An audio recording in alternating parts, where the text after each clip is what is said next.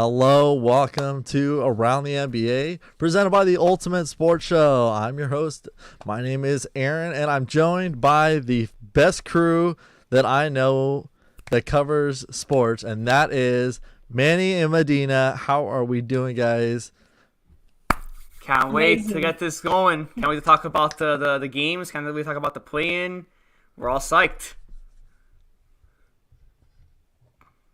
Oh, We ready what to, he said. Hey, she's all ready to. Hey, she's all ready to go. I'm ready to get into the action of it, the gossip, everything we need to talk about tonight, Aaron.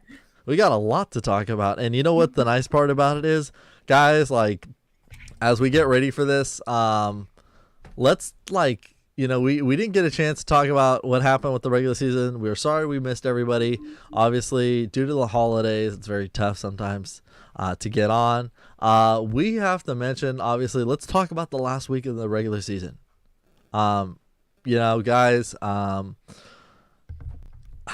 did we expect, obviously, how the regular season ended? Would you guys have did you guys expect kind of things to just trend the way it was going?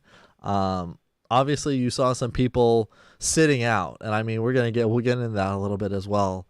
But I mean, just the way some of these teams played, some of these situations that happened, were you guys surprised by it? Medina, were you surprised by how everything went with the last week of the regular season, and did you kind of expect everything? To be honest with you, Aaron, no, I did not expect, for instance, I didn't expect the Suns to sit out all their starters during the Laker game on Friday. I mean, that was great for us, but at the same time, it took the excitement out of the game. I just feel like the Suns could have played their starters, but I guess they were just trying to play it smart and rest them up for the playoffs and just not have any of their guys injured. Same goes with the Jazz too. I believe they sat out all their starters for yesterday's game too against the Lakers. And I don't know how I feel about that. I mean, I know they all clenched their spot in the playoffs, so maybe they just didn't feel the need to, put their guys out there and risk anything. But I don't know. I just feel like NBA wise, I get it. You're trying to play smart. You're trying to, rest up your players for the important games, of course. But at the same time, it's like this is the end of the season, and a lot of people are coming out to watch you guys play. And a lot of people are they're fans of these starters, and it's kind of disappointing to have that last minute of I'm so excited to go to the game, but wait, no, my favorite players aren't even playing. Oh, that sucks. It kind of just takes the excitement away too. So, I mean, I'm for it and I'm kind of against it too. There's pros and cons to it, but that's how I felt about it personally. What about you, Manny? Yeah, personally, in my opinion, it kind of makes sense to sit them out at the last day of the regular season, just because first of all, you don't want any major injuries, because a lot of those teams are going into playoffs or the play-in. And then there's there's also that soft mentality of the teams that that are eliminated. If you're eliminated, I would play the stars, because people don't they want to see their favorite players on their favorite team for the last time. That's basically it, you guys. I'm sure they would want to see them for the final time. For example, I mean, I know Damian Lillard played for the Blazers yesterday, but the thing is, imagine if he didn't play. That would have really hurt the fans, because that's the last time until next season that they would watch him play. Even the Utah Jazz. Lauri Markkanen had a career year for the Utah Jazz, and he ended up sitting out yesterday for the Jazz. And we're that's crazy. I mean, the game didn't happen in Utah, it happened in LA, but still, I'm sure there were fans in Utah that were thinking damn, that's the final time I'm going to see him play. But honestly, in my opinion, it's kind of a soft mentality to sit out your guys, because people want to see them play. And also, shout out to Joel Embiid. He had an amazing season. My pick to an MVP, by the way. I think he had another 50-point game last night, which is absolutely incredible. And he's been leading that team with practically just James Harden. Because practically, like, the rest of that Philly squad, I'm not really too fond of them. But I think Joel Embiid, like team-wise, had it harder than like the likes of Jokic, the likes of Doncic, the likes of Giannis.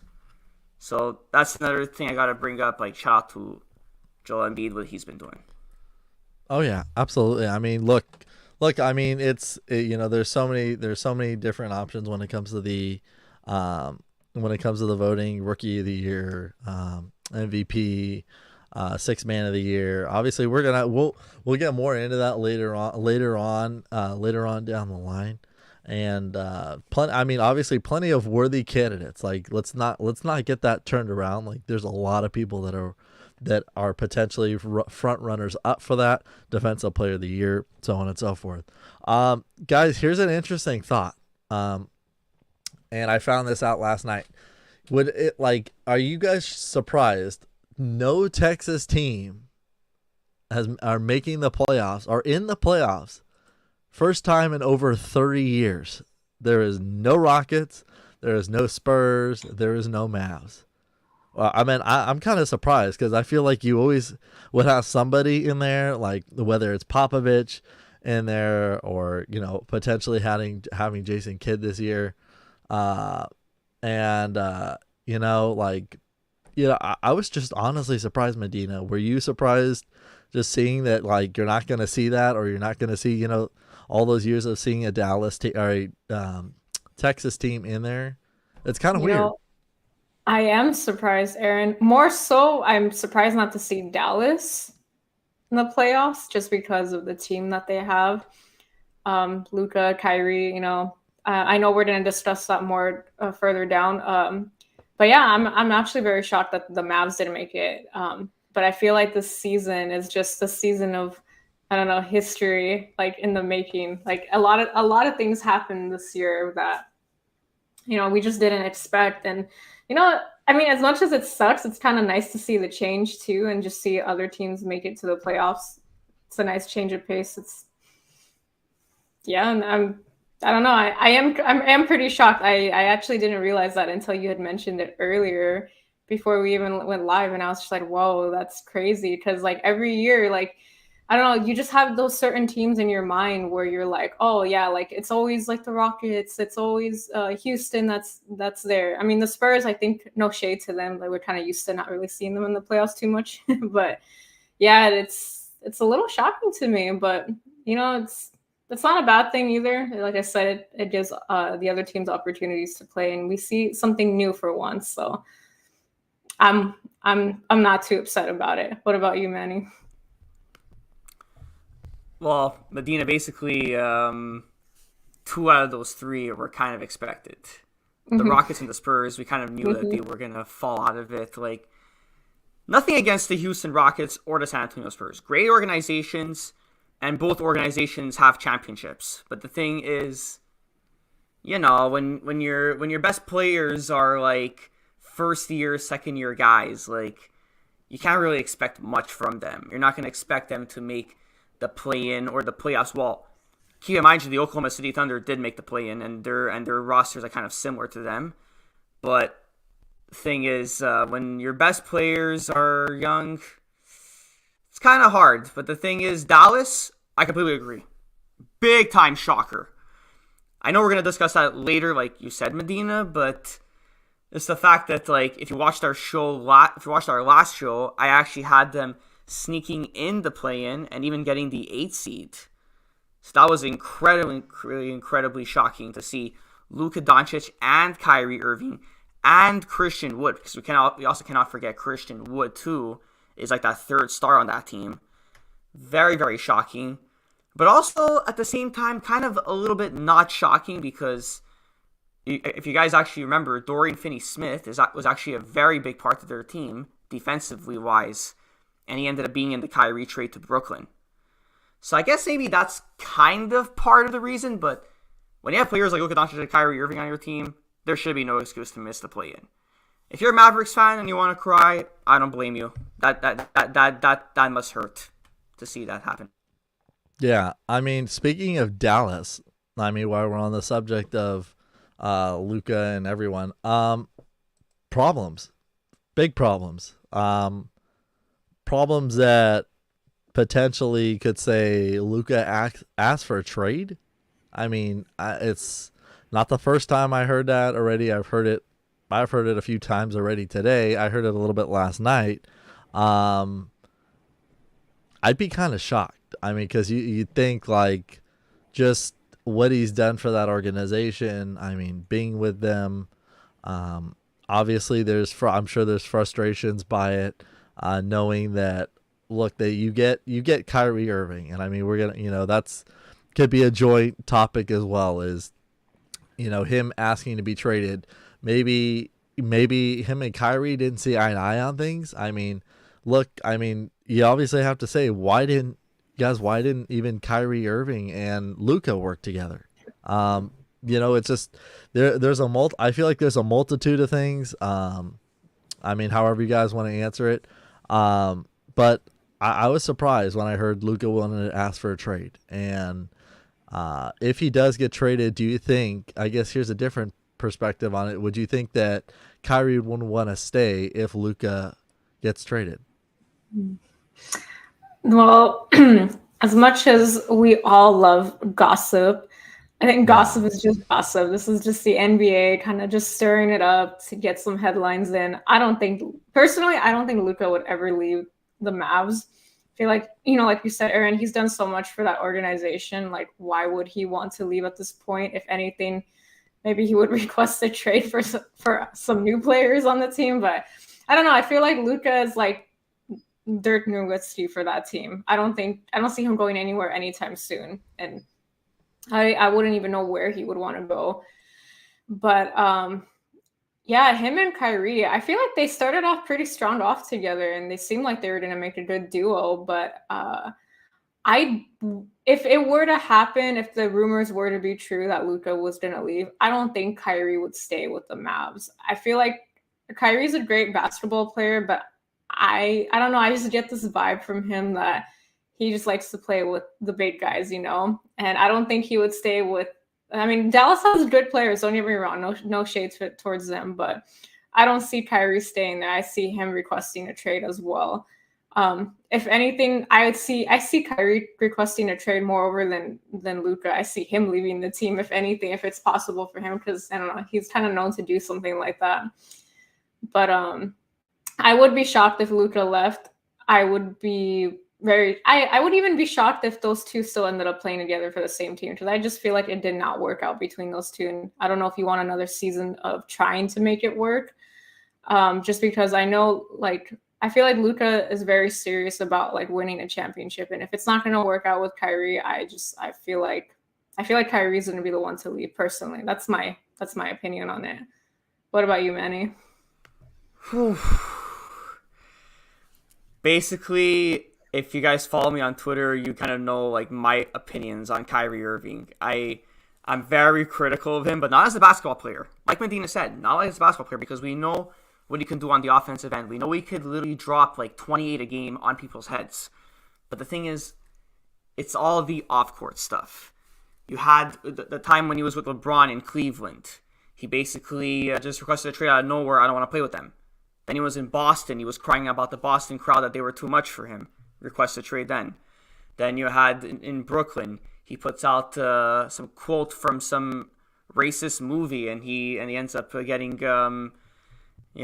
a trade then. Now, you're playing with Luka freaking Doncic, one of the best young talents, and probably a top 5 player in basketball.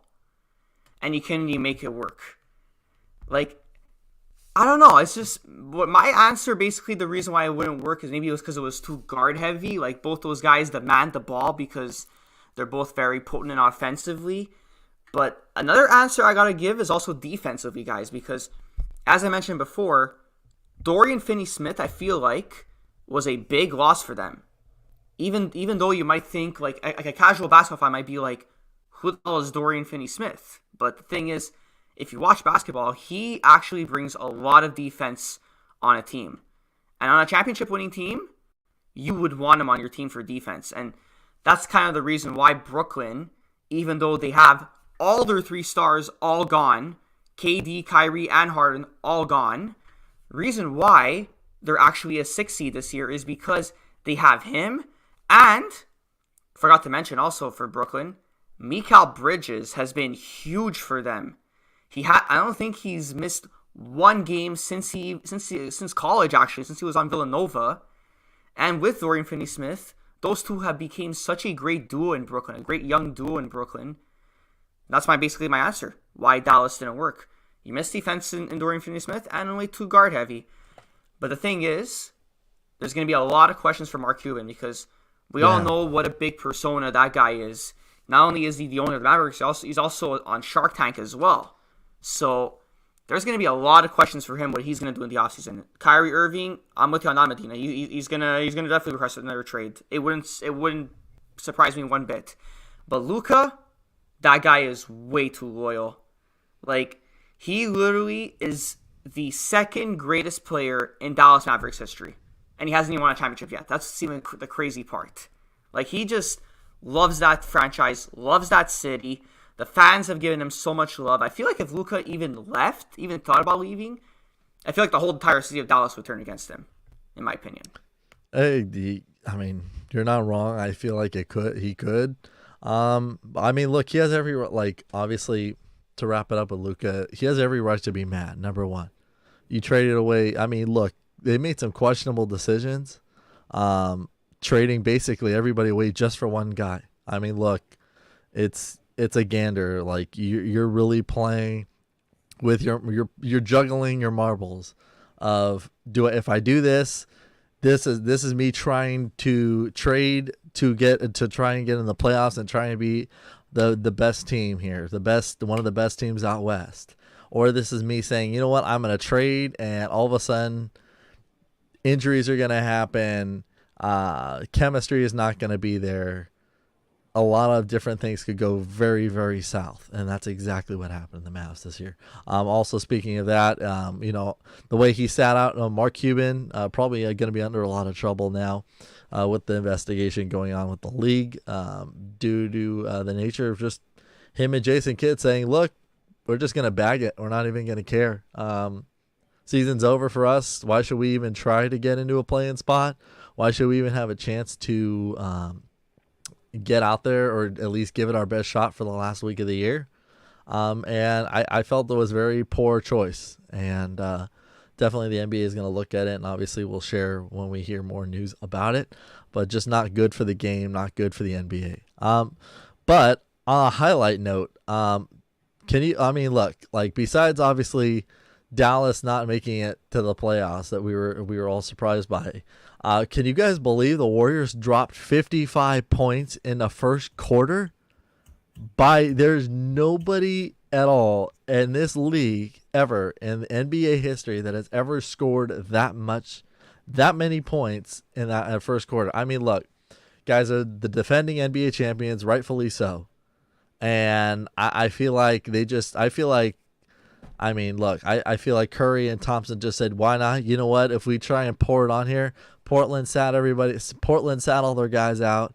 Another questionable choice again. And I'm sure we're going to obviously get into that whole aspect of, teams sitting out their main guys.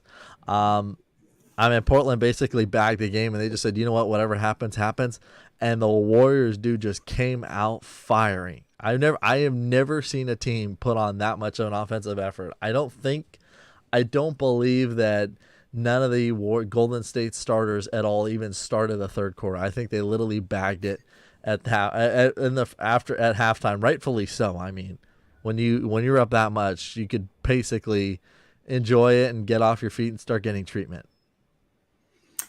I mean, they're the defending champions for a reason, Aaron. Yeah. If you didn't think the Warriors were going to make it this year, you were completely wrong. I feel like they knew what to expect from this game. I mean, not only did they have a killer first quarter yesterday, but I mean, against the Trailblazers, but even so, their game before that too, against the teams, they just completely blew them out. They're like, you know what? We're gonna play our starters. We're gonna have a blowout game. We're gonna rest our starters. That's how we're gonna do it. We're gonna have our guys work for it in the first half, and then the second half, you guys are just gonna be rested because that's you guys. They already knew they were gonna make it. They already knew that they were gonna clinch a spot in the playoffs because they're the Warriors. They have Steph. They have Clay, and it's like, of course they were gonna go off. Of course they were gonna show up yesterday. So I'm not really too surprised about that. But like I said before, this season is all about making history, and the Warriors made history last night. And you know what? Good for them. I'm happy for them. They're deserving of it. And as much as I love my Lakers, I can even see them winning again this year. They have a strong team, and you know they work right every game they play, and you can see it in all players. They want this just as bad. They want a back to back. They want to repeat, and they're trying to. I feel like they're also trying to send the message out there, like no matter who plays us in the playoffs, like we're ready for you. Like we got our team. We're gonna be fully rested, and we're prepared for what's yet to come. Okay, that is a bold prediction, Medina. I agreed with most of what you said, basically. Yeah, hats off to the Warriors. Even though they've had a horrible road record this season, they found a way to drop 55 points in the first quarter. I mean, mind you, it was against the lowly Portland Trailblazers, but still, that's nothing to just sugarcoat. That's amazing. But also, another stat I gotta pull out there. First time since 1980 that no team in NBA history has scored less than 80 points this season. So that's also another crazy thing. That's also another like a thing that's not surprising really, because this league that we've been watching for almost all our lives has changed drastically. It's insane how much it changed.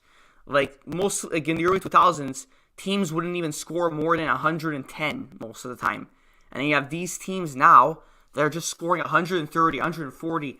I think this year you had a game between like the Clippers and Suns like early in the season that had it was Clippers and Kings that had 170 points between those two, which is insane stuff.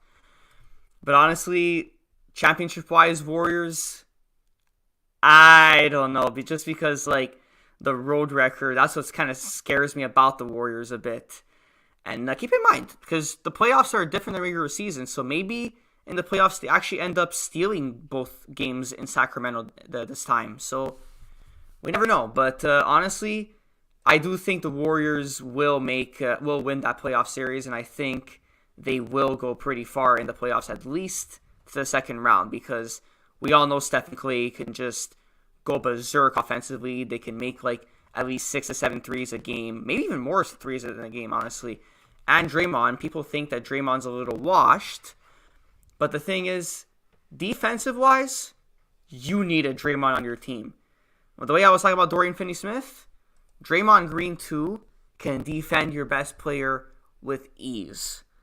So honestly, like, am I shocked? Yes, but at the same time, not really. Yeah, I mean, you know, it's I wasn't surprised. I was surprised because I thought at least Portland was going to come out even with their bench guys to say, you know, we're not going to get humiliated here. Technically, you know, the one thing about the last game of the regular season is if you're home, it's fan appreciation night. Like, you're supposed to try and put on a show for your fans. You're supposed to, you know, give them, you know, essentially all you got. Like, you know, compete hard and score, play defense, so on and so forth. I honestly, I just felt bad for Portland fans, if anything, because I mean, to get humiliated like that in your home court in the Moda Center is embarrassing. I mean, it's embarrassing because it's like they just checked out of it, and Chauncey Billups was just like, you know, it is what it is, and you know, it's frustrating, and I get it, and you know, hopefully Portland could turn themselves around next year. Obviously, the big issues we've seen, guys, and especially yesterday, team chemistry. You know, I've seen more punching, fighting this year than I think I've ever seen really in much of basketball at all, even in years past. Like, I don't think I've ever seen this much arguing or this much like pushing, shoving. Obviously, for those that didn't see it, which I mean, I'm sure everybody's seen it around, the issue between the T-Wolves with Gobert and Jaden McDaniels. Yesterday as well, the Clippers had some fighting going on their bench. Guys, like, it's not how you gotta. I mean, I get it. You're gonna have disagreements. Maybe defensive coverages. Seeing or making the right reads, making the right plays. But there's a way to handle it. I'm sorry. Like, I get it. It's the heat. Maybe it's the heat of the moment of things, but it just, you can't do this, and you can't obviously jeopardize. You can't jeopardize the rest of your season, or by somebody hitting a wall, punching a wall, by deciding to make some stupid decisions and get kicked home. Like, literally, Gobert literally got sent home. McDaniels, obviously him ruining his hand. He's a broken hand.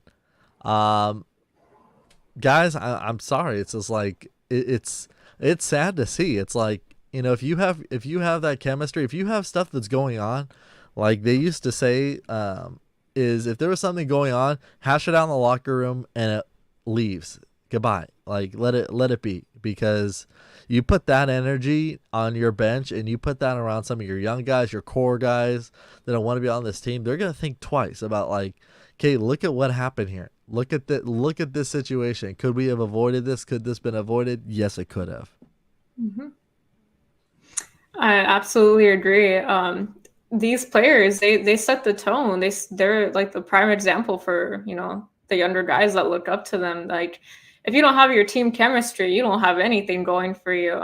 And personally, Aaron, it's really, for me, it's really upsetting to see teammates go out at each other like that. It's very immature. It's unprofessional, and it's like, what, you're costing so much for your team because you're letting your emotions get the best of you on live TV. Like, that's the worst thing you could do to yourself. Like, Gobert could cost the T-Wolves the game for Tuesday because he decided to, just let his anger get the best of him.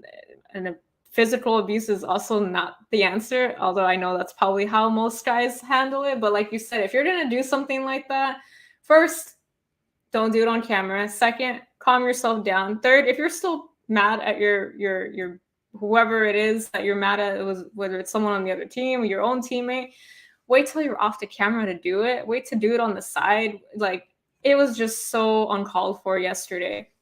And even though the Clippers didn't really get into it, like, physically, just to have that on live TV, it just shows, like, okay, like, you guys are getting paid like millions of dollars to play professional basketball, and then yet here you guys are like having this altercation on live TV. And we've seen that happen with other teams. We've even seen that happen with the Lakers before too.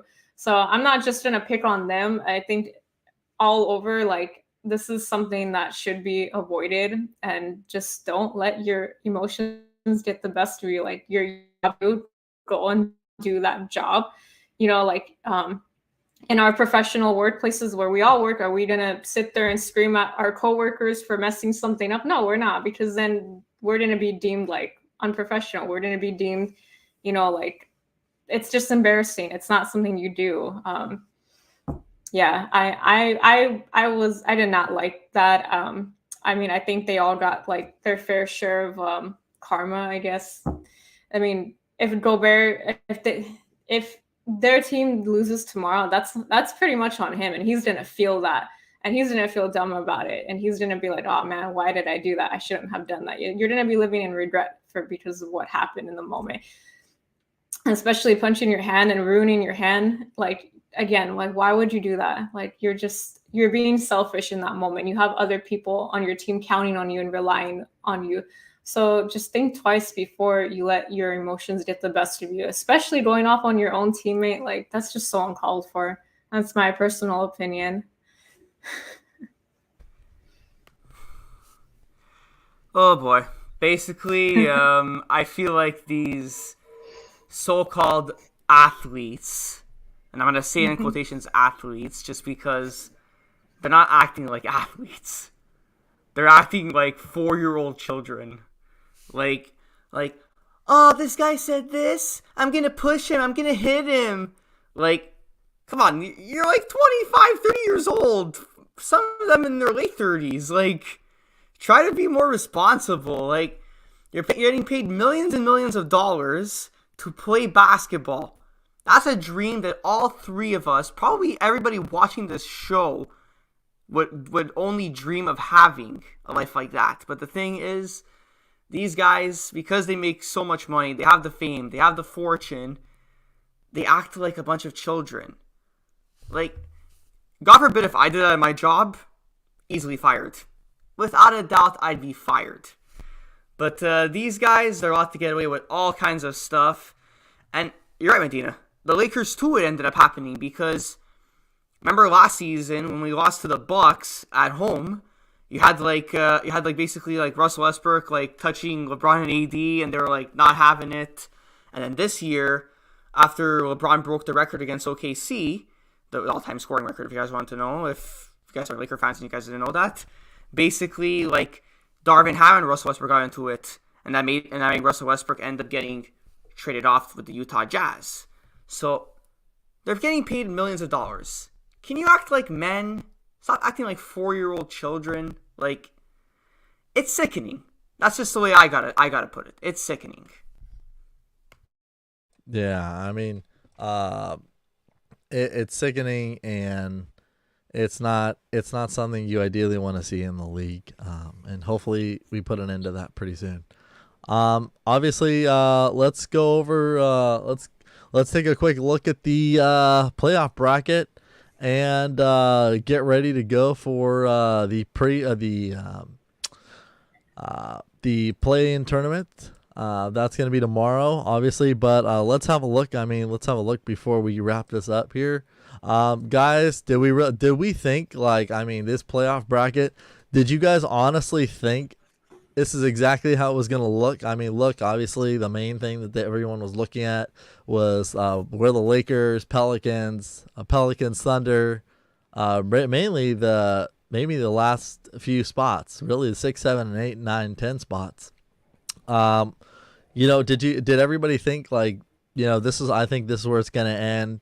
I think this is what it's ideally looking at. I thought the Lakers could have made it to the 6th spot. Obviously, if they had beaten the Clippers, I think that could have obviously helped a lot. Potentially, could have been a lot different. What was your ultimate thought when you guys saw the how the bracket lined up? I really thought the Lakers were gonna clinch the 6th seed, and I really believe that we were gonna see Sacramento against Los Angeles. I would have loved to see that. It would have reminded me like the old days. But yeah, I'm actually kind of surprised, but it's a good lineup. I'm more excited than anything to see the Phoenix against the Clippers, see who wins that playoff series there. Obviously, I don't know if we're gonna throw out any predictions, but are we throwing out predictions right now? Can we do that? And we'll save it. We'll save it. Okay. Yeah, why not? Overall, I am surprised by how it worked out. For the East, I'd say it's a good lineup. I'm not too shocked about the East. I feel like we usually see majority of those teams in the playoffs against each other. But for the West, I don't know. I just feel like it's completely different this year, which I like. It's different and it's something new. But we'll see what happens. We'll see. What about you, Manny? Yeah, exactly. It's completely different in the West, and I love it because it brings parity to the league. Mm-hmm. Honestly, as much as I love basketball, and we all do, I'm sure everybody was annoyed seeing the Cavs and Warriors in the finals every single season. Ever since 2019, I feel like we've had a whole different NBA. Different teams competing, different teams making the finals, different teams making runs. And if you guys look at the play-in for the West, New Orleans and OKC, who would have thought that would have happened? We all knew it was going to happen after the 2 last games of the regular season, but the Pelicans didn't have Zion. Everybody was going to think that they were going to miss it completely. OKC, as I mentioned before in this show, is a young team, as like the San Antonio Spurs and the Houston Rockets and the Detroit Pistons. So we didn't think they were gonna make it like as 10, but shots off to them, they did. And like I said, I agree with you guys what you said about the Lakers. I thought we were gonna be the 6th seed, but I mean, us not having the tiebreaker against the Clippers kind of ruined that. Like, we ended up falling 7 instead of 6, but what are you gonna do? It is what it is. Like, I just like that there's a lot of differentiality in the NBA this season, along with the other few seasons that we've seen. I'm very happy to see. Yeah. You know what? I'm excited. Honestly, I'm excited just the way things played out. And you know what? Like, when it comes to this, like, I thought things were gonna look a little different. To be honest, I thought there was a chance that things could have moved around, but obviously, it's all about how many wins you can get. Really, the last week of the year, the last 2 weeks, really is all about how many wins you get. But you know what? Like, guys, I'm looking forward to the play-in tournament tomorrow, and I think that's where we're gonna leave it for today. But definitely tune in tomorrow. We got the Around the NBA Play-in Tournament pregame show starting at 4 o'clock on the West Coast, 7 o'clock on the East Coast. You're going to join us all. We're going to preview the Heat and the Hawks, the Lakers and T-Wolves. God, me, oh my. It's going to be an exciting show, guys. I mean, there's a lot at stake, a lot on the line, a lot of potential things could happen. Guys, I mean, I'm looking forward to it. And look, we're just getting started. We got plenty more to talk about. We are going to be here the whole rest of the way for the postseason. Look out. We are coming in. Guys, we'll catch you guys tomorrow. Tune in Around the NBA. Let's go, baby. We'll see you guys tomorrow.